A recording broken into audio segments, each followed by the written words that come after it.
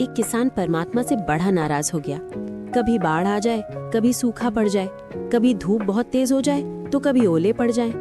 हर बार कुछ न कुछ कारण से उसकी फसल थोड़ी खराब हो जाए।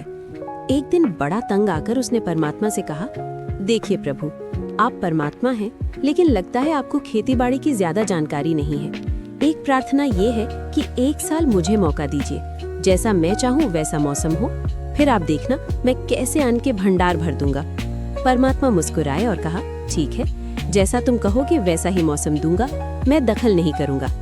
किसान ने गेहूं की फसल बोई। जब धूप चाहिए तब धूप मिली, जब पानी तब पानी। तेज धूप, ओले, बाढ़, आंधी तो उसने आने ही नहीं दी।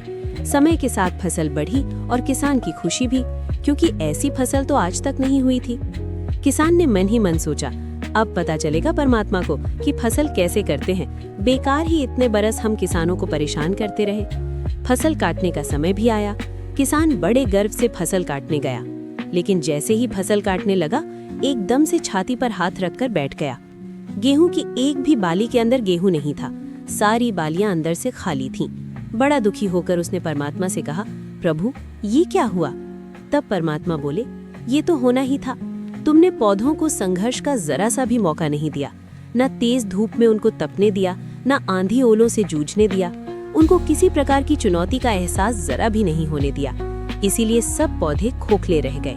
जब आंधी आती है, तेज बारिश होती है, ओले गिरते हैं, तब पौधा अपने बल से ही खड़ा रहता है। वो अपना अस्तित्व बचाने का संघर्ष करता है, और इस संघर्ष से जो बल पैदा होता है वो ही उसे शक्ति देता है, ऊर्जा देता है, उसकी जीवटता को उभारता है। सोने को भी कुंदन बनने के लिए आग में तपने, हथौड़ी से पिटने, गलने जैसी चुनौतियों से गुजरना पड़ता है, तभी उसकी स्वर्णिम आभा उभरती है, उसे अनमोल बनाती है।